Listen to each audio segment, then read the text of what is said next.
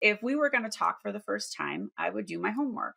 I would look you up on LinkedIn. I would look you up on Insta. And I'd be like, wow, she has a killer following. I want to see what she's about.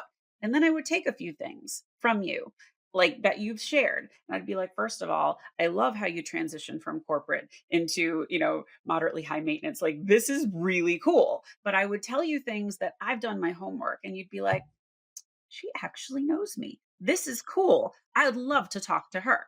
So give that a moment. And that goes same for sending cold emails. That's the same for you can do it in a voice message. So I didn't know you were a Colorado Buffalo. I was, whatever those are, just like the softball we talked about earlier. People love being seen. They love that little bit of recognition, and that goes a long way.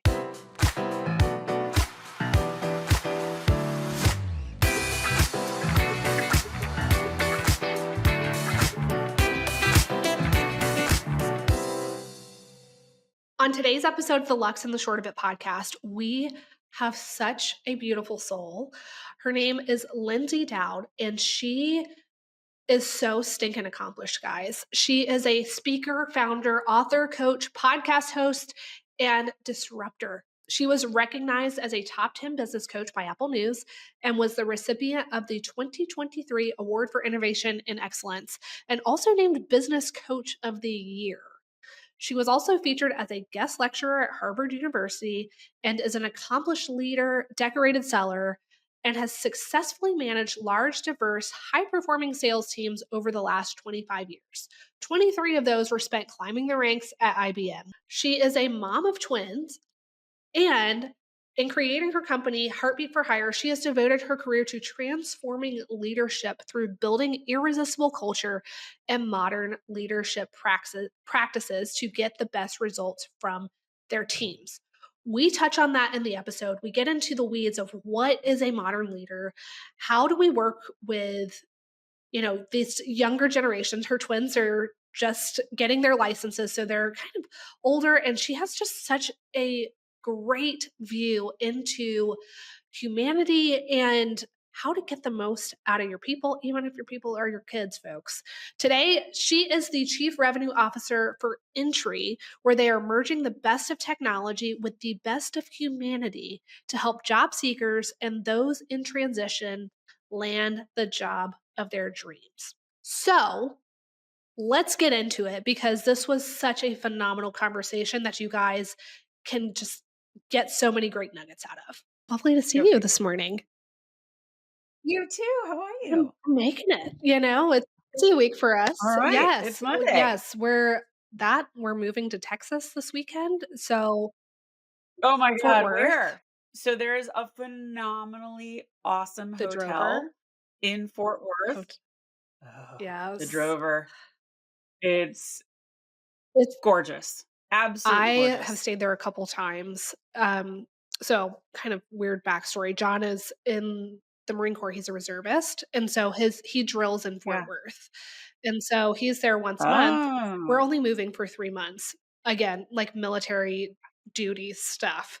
So yeah. I've been there a few times, but it's such a lovely place. It is. We were down in February last year. I took my kids. They'd never been to Texas, and we have lots of friends from Dallas and in Dallas, and um we rode horses, we watched the Longhorns, we went to the Drover, we went to Buc-ee's, we did all the things. And I have one more thing to tell you. There is something in oh, it's somewhere around Dallas, and I'm forgetting where it is. It's called Meow Wolf, excuse me.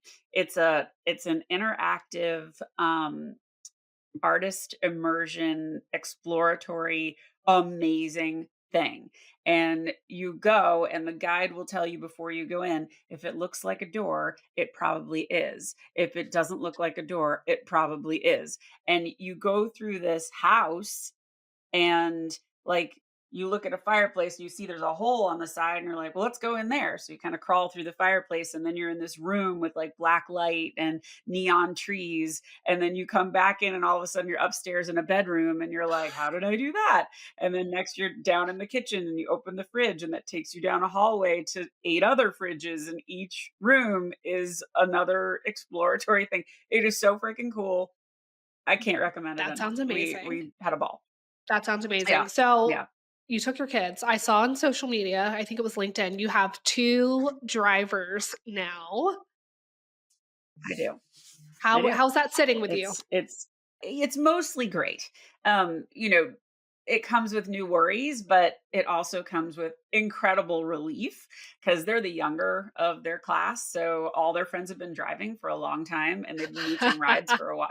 So now I'm like, there's no excuse. You can go to the gym. You can, go look for a job. You can do, all the things that you've needed to do for a while.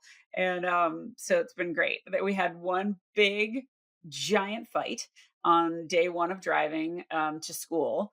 And my son was being like very, you're going to have the car all the time. And I'm like, it's day one.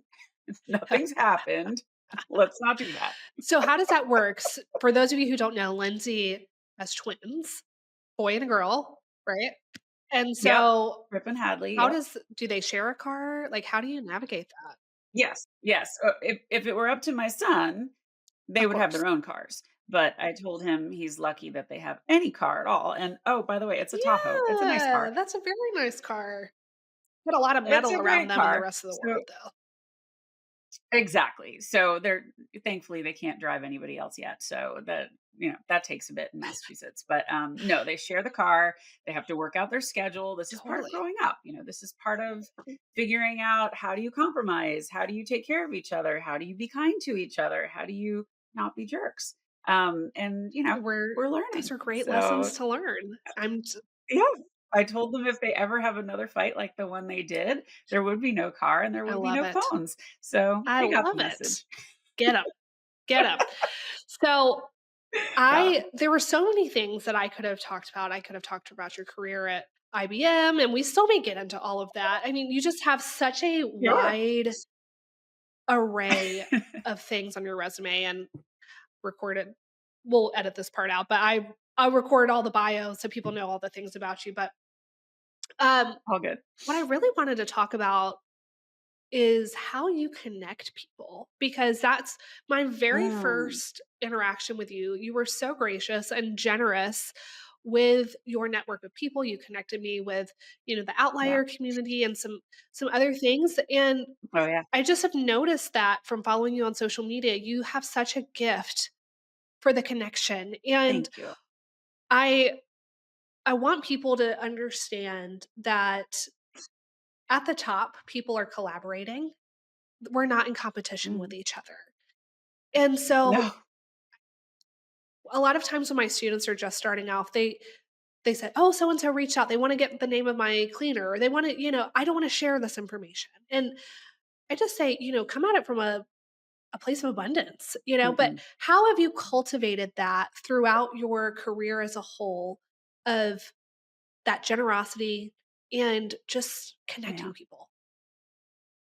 I mean, I am deeply passionate about leadership and growing up in IBM, and I say growing up because I spent 23 years there, the good chunk of my career. Um, I had great leaders and I had lousy leaders. And I will tell you from the great leaders, the ones who I loved the most, the ones who I bent over backwards for, and the ones who I performed for the most were the ones that shone the light on others. And I watched and I would see, when they are saying, "Oh my God, Madeline is so good at this, you guys. Madeline, tell the story of how you won this deal because we can all learn from you." That looks good on her and it looks good on you. And your light does not dim when you shine it on others. And I just feel like we need more kindness, we need more connection, and we need people to cheer us on because there are enough people that want to give you doubt and tell you that you can't do things. And when you can find that group of people who, no matter what, want to see you win, that's goodness. That's the way I want to live. And that's the example I want to be of my kids. And that's how I choose to live in all facets of my life. I So, absolutely love that. So, what does that look like on a daily basis for you? Like, what are some yeah. things people can do and implement that into their lives today? So whether you're an entrepreneur or you're in corporate or you're just a human surviving, getting a coffee, kindness is free. I love leading with compliments. I love leading with kindness. So you could be walking into the dry cleaner and it's a person you see regularly. Say something different than you normally do, like, "How are you today? That's a great color on you." Even if you don't believe it, who cares? Make them feel good. And when you are recognized for someone that consistently does that, that looks good on you. And it doesn't make me weak. It doesn't make me soft. It makes me generous. And generosity is something that everybody enjoys.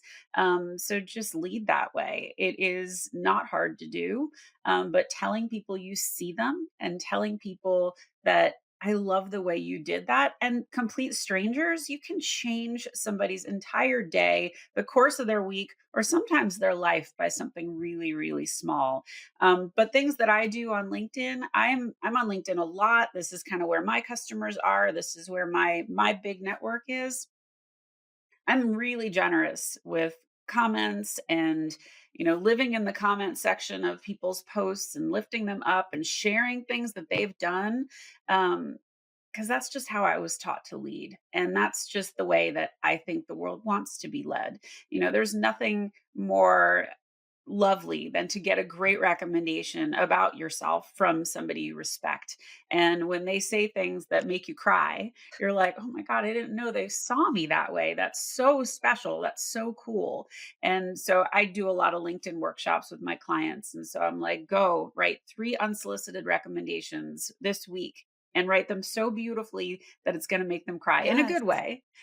And likely they're going to turn around and write you one in return, but you are going to change the way that their day's going. And it's going to hit them in the special spot that they're just really going to feel empowered and seen and recognized. And I that's love free. that. So I want to dive into that a little bit more. I've shared with Yeah. you that Instagram is my main platform of choice. And so I'm trying really hard to do more on LinkedIn. And, you know, there are so many different social media platforms out there. How do you do it efficiently? You know, it's one thing to Yeah. be very thoughtful, and that's the goal of this is to really pour into Sure. people and write those recommendations that will make them cry in a good way. But how do we do it consistently and show up in a quality way while not taking over our life? Yeah. Well, the first thing I would say is don't confuse your company. If you work for a company, don't confuse them as your network. Mm, Your network needs okay. nurturing. And by nurturing, there's a really great thing on LinkedIn, and every single person has a bell in the upper right hand corner of their profile. And if you click on that bell, you can say, "I want to be notified about all of Madeline's posts, or just a few, or she's too Too chatty. I don't want much, to hear too from her right much. now." But you have a choice in how you curate your feed. And so there are people that I deeply admire and I want to see everything they're posting and I ring those bells. And for anybody that is looking to connect with companies, looking for a new job, looking to get clients, this is a great way of showing up. And so when you start to show up for the people that really resonate for you, what happens is if you spend 30 minutes to an hour a day and you are commenting on people you admire, their whole network sees what you type and your network sees it too. And all of a sudden, you're looking at someone you haven't seen before. Someone says, "Gosh, what she said was so smart. I want to be connected to her." And that's how you grow. Now, it can be you can get it in your head that it's a really onerous, difficult thing to manage, or you can look at it as a Love privilege. that. And if you look at it as I get to do this versus I have to do this, you're going to look at it differently. And for me, my community, we talked about the Outlier Project. That was so I left IBM after 23 years and I didn't realize that that was not my network. They're great people I'm still connected to, but I had to build that. I had to nurture that. And so when you can get in community with others, what happens is you put out a post that's important. Like, I want you to go listen to my podcast. Please, would you? Or Anybody something listen? a little more clever than that. But what happens is all those people in your community, they dive, they swoop in, they jump in, and they support. And when you can surround yourself with people that want to see you win, it becomes a joy and it becomes fun to engage. But you also are establishing yourself as an expert. And this is a platform for expertise. So you have such a sweet niche, and there are so many people that would benefit from what you're saying. The same content you're putting on Insta, you can put on LinkedIn. And I think people think that LinkedIn is this very stuffy, very stodgy, very professional platform. And it's what it's become is not only a platform for expertise, but there is a real craving for humanity. And so I did a post about my kids, That's where I getting saw their it on license. LinkedIn. Like, thousands of impressions, tons of comments. Some people even shared it. I'm like, I don't know what they're sharing it for, but have at it. This is great. Um, but it just goes to show that not everything has to be a business post, not everything has to be a sales post. People want connection. And one thing I advise to my clients when they're judging their LinkedIn is put some personal anecdotes in your profile. So mine says wiener dog lover and mom of twins. And the amount of comments that I get from strangers who I'm meeting for the first time on a coffee chat, you're a mom of twins? I'm a twin, or my brother's a twin, or my mom's a twin. And what you did was you just gave them a softball. You created an opportunity for them to connect. And that's all that does. So you're making yourself human, you're making yourself relatable, and it's just you. So that's all I say about that. This is a choice. You don't have to do it, but you should feel really lucky that there are people in your network that really want to lift you up and see you win. So, one of the things that I really keyed in on was when you said, your company, you were at IBM for 23 years. So, your company is not your Yeah, network. A lot of the people in our community are in the process of leaving or wanting to leave a 9 to 5 because they're not oh finding yeah, that fulfillment there, but they haven't done 100%. it yet. Yeah, And they're kind of in that transition now's the phase. perfect time. How do they start, you know, nurturing the community that they've had and then Yeah, starting to curate what they want to be seen at, whether it's personal brand or they're yeah, transitioning into, short-term rentals or other things? Like, what is your advice for somebody yeah. like that who's kind of in that in-between phase? I mean, such a great question because there's a lot of things you can do. And the first thing you should know about LinkedIn is you don't grow from creating content. You grow from commenting. You grow from showing Okay. up. And if you have anyone in your network, and everybody gets a list of notifications, just like you do on Insta or on Facebook, you can see your notifications. So you can see who's posting stuff and you can go through a feed, a few swipes and just start commenting. Just be generous. And um, especially if it's somebody you want to connect with or reconnect with, go be kind. Here's what you shouldn't do. Don't reach out. Hey, I know we haven't talked in 12 years. Do you have a job? Or like, that's terrible. No. Don't do that. Take a breath and nurture the relationships. And it doesn't mean you have to do like 18 back and forths before you ask them, but go back to prior bosses you've had, partners you've worked with, clients you've worked with who respect you.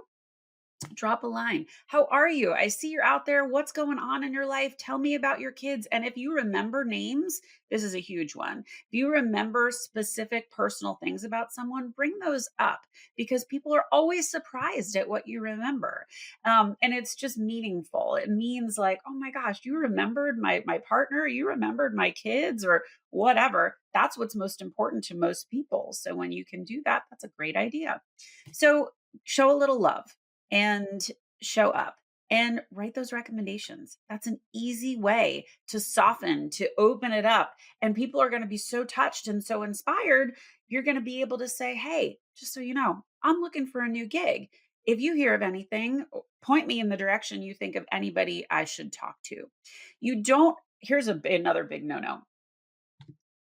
I have over almost 11,000 connections on LinkedIn, which isn't as big as some, That's but pretty it's, that's reasonably good good. sized. It's real Yeah. good. But there's a lot of people I don't know. The worst thing that I get is, "Hey, I'm looking for work. If you know of anything, just let me know. Okay, I don't know anything about you. How am I what do you mean, "Let me know"? I'm not a like I don't have a Rolodex in my head of open jobs. Yes, I work in that space, but that is not how people think. Mhm. And if you wanna be thought of, show up. You know, think about it. If you're going in person to ask if someone's hiring, you're not gonna be like, "Hey, you got a job?" You're gonna be like, "Hi, Take me to I'm dinner Lindsay. first, please, you Um, know? yeah, right? It's dating, right? You're not gonna, "Let's go to my place." You gotta Right. earn that, and it's the same. It's human nature, it's psychology, it's, give to get, and I think when you come at it from kindness and you come at it from lifting others up, it always looks good on you, and not everybody is going to be able to help you, but as you start going through your feed and as you start commenting and as you start showing up, people are going to be like, huh, that Lindsay, she's smart. I like her. I want to be connected. In fact, I want to have a coffee chat with her. And guys, don't sleep on coffee chats. Get yourself a Calendly. If you don't have a Calendly, if you don't know what that is, all that is a link to your calendar that someone can say, oh, she's got a free spot on Thursday at noon. I'm going to take it. And then you get the time set up. It makes everyone's life very, very easy, but those coffee chats can be amazing. That's how we met.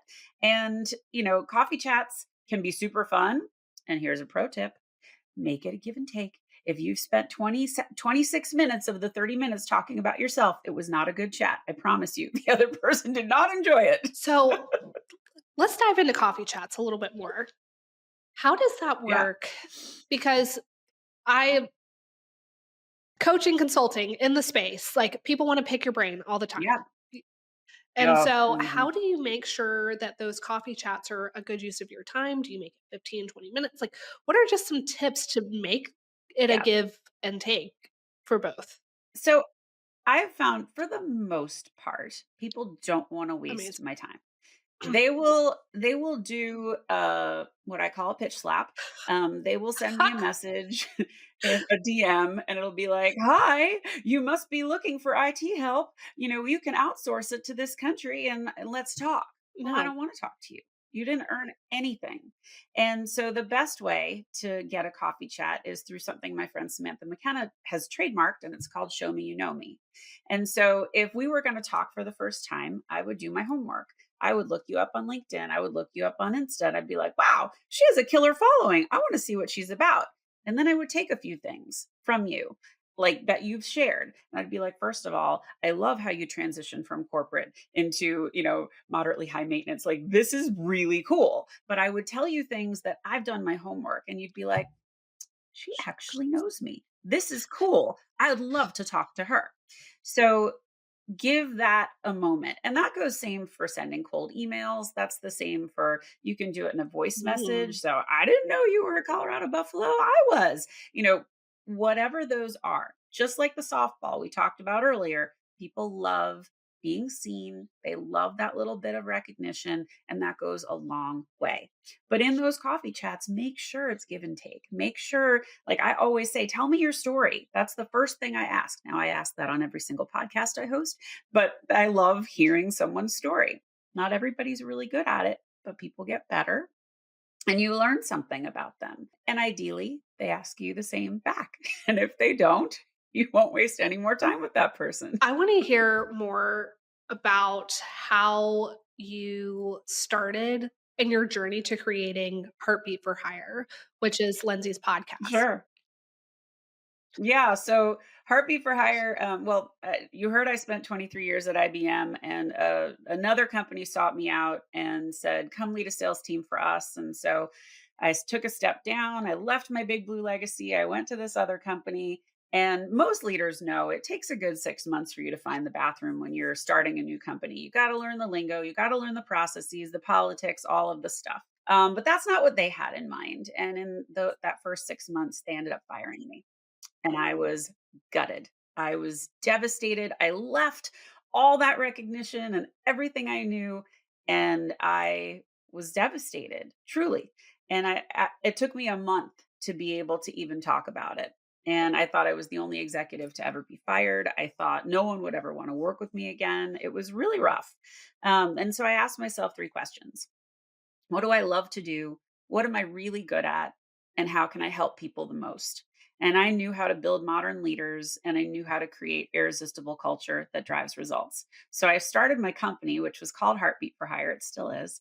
And I started coaching C suites. I started coaching individual leaders and I started keynoting. And I had an advisor that said, "Oh, Linz, you're going to start a podcast." And I'm like, What? Huh? "I'm going to what?" "You're going to start a podcast." I go, "I don't even listen to podcasts. I think I listened to one true crime podcast. Why would I do that?"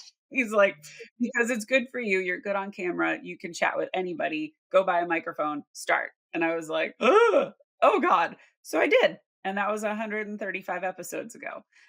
So I've not missed a week since then. So that's still going. But what has come out of it, in addition to writing a couple of books and doing all the coaching and the keynoting, um, that's how I've been building my brand. And so my brand is very heart centered, obviously, very focused on what modern leadership is. And so my show features Olympians and world champion athletes and CEOs and doctors and Hollywood producers and actors and Emmy winning journalists and the best of the best sharing their stories of resilience with my lens on leadership and culture. And so it's been a total joy. The stories are jaw dropping and miraculous and deeply I can inspiring, vouch for that. They are. which inspires She me. has So, some yeah, really incredible episodes over there. You guys have to go listen. thank you.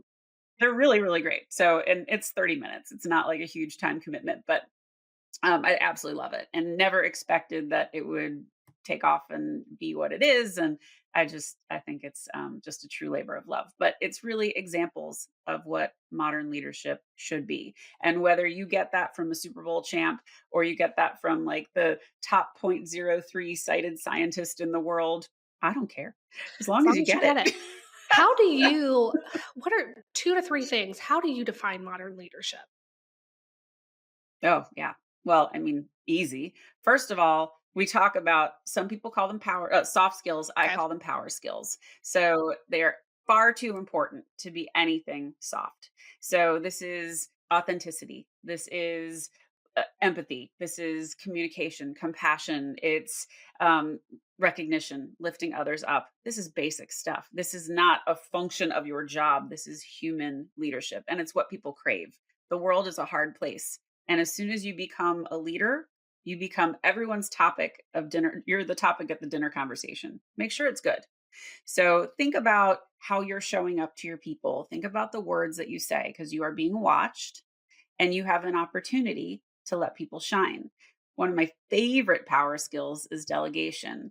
And don't confuse delegation for, "I'm just so busy. I'm just going to get shit off my plate and just send it out to the world." No, we're not doing that.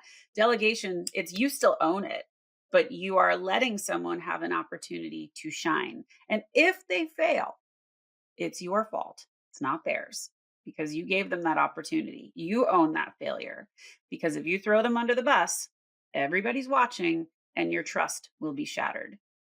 And the most important thing that you have to do as a leader is build trust and you have to create psychological safety. So when you can do that, people will take risks. They'll do things they never thought they could.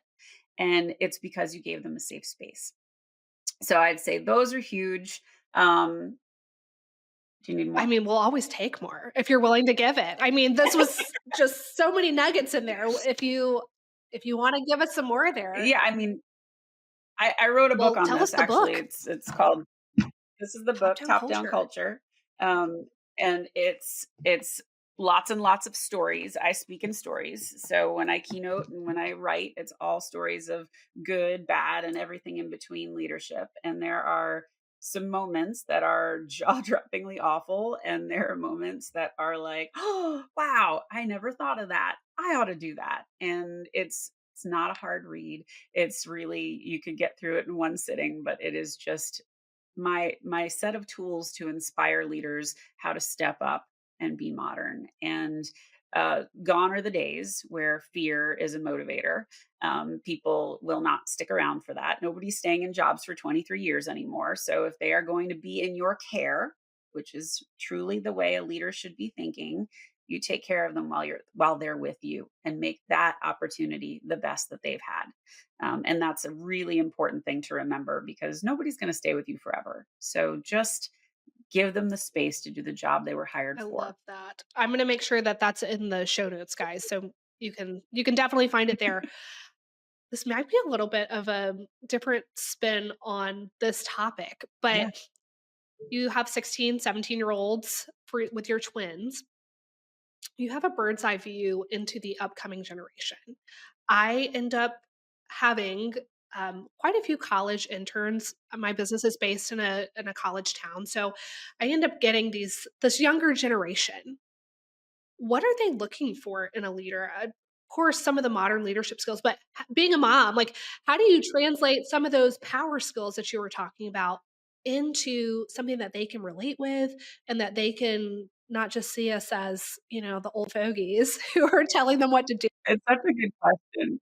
I love that you asked that. It's such a good question, and you have to remember that when we were the 20 somethings in the workplace, the couple generations ahead of us were like, "Oh, this new generation, Generation X sucks. They're so this, they're so that, whatever." Right. We're doing the It's same not thing. new. So this cycle repeats.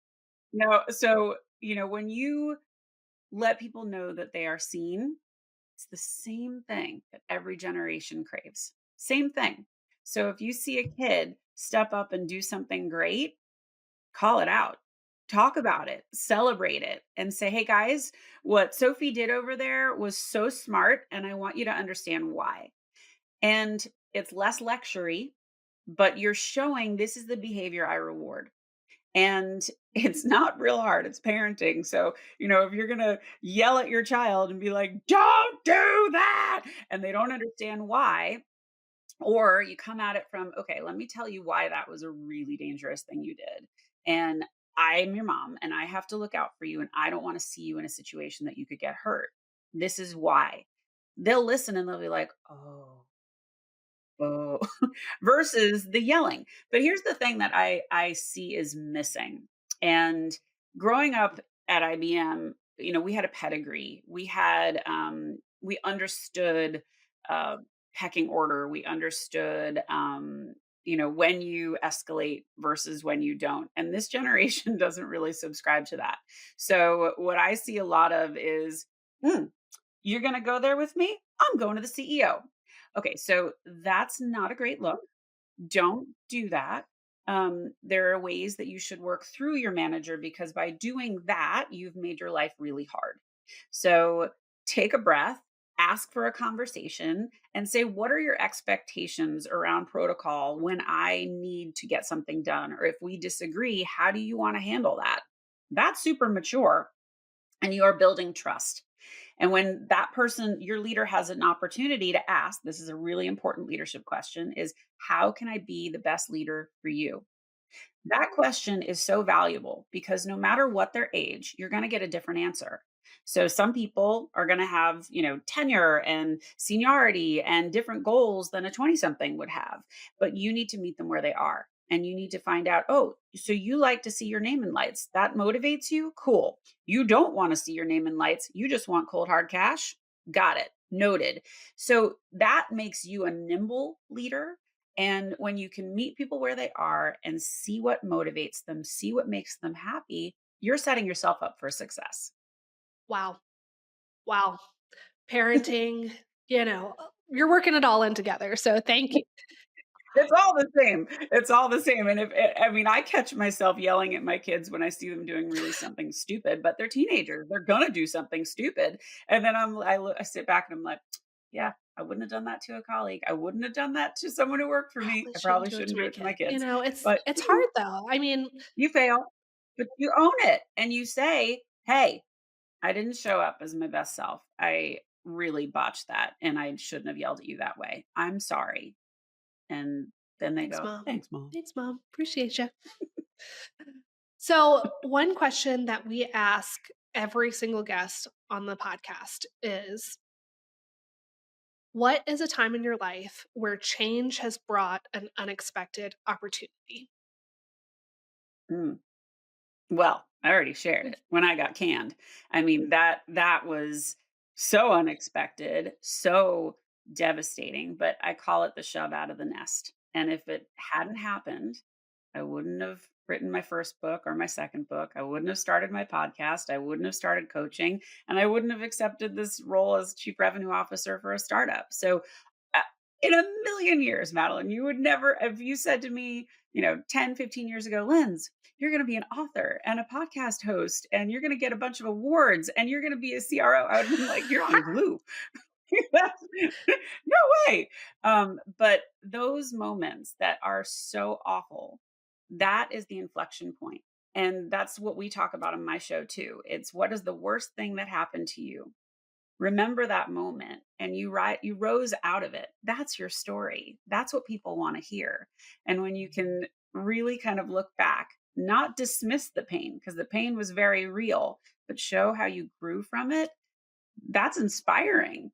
That's pretty cool. So anybody that's really struggling through something, just remember it's temporary.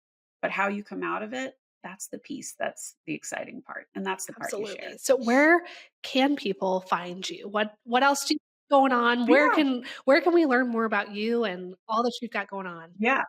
So my website is heartbeatforhire.com. You can find my podcast on YouTube. You can find it on all the audio, wherever you find podcasts. My books are on Amazon. The second book was Voices of Women. This is an anthology of 22 women. It's our stories of leadership from all around the world. It's really cool. Yeah, those are both on Amazon. And I'm also CRO for this company called Intree with an I. And we focus on the 360-degree view of helping job seekers. So we work with companies with their outplacement services. We work with career coaches and resume writers. We built a CRM for them, and we work with job placement agencies as well. It's super, super cool, very on brand, and I still get to help people. I So love I that. love it. Thank you so much for joining us today. And I just can't wait to continue the conversation. I'm going to make sure that Well, you're coming on my show, so I'm can't so wait for that as excited. well. Thank you so much, Lindsay. And It's gonna be a blast. guys, make sure that you go and follow along, and don't send her just a message. Hey, do you have a job over on LinkedIn? Oh, I forgot to say I'm on LinkedIn and I'm on all the places. The only one I'm not on is X, but I'm Everything on else. everything else. So We'll follow me link on all the Insta. things. Come connect with me. Thank No, we're you. good. Sorry, We're good. forgot that.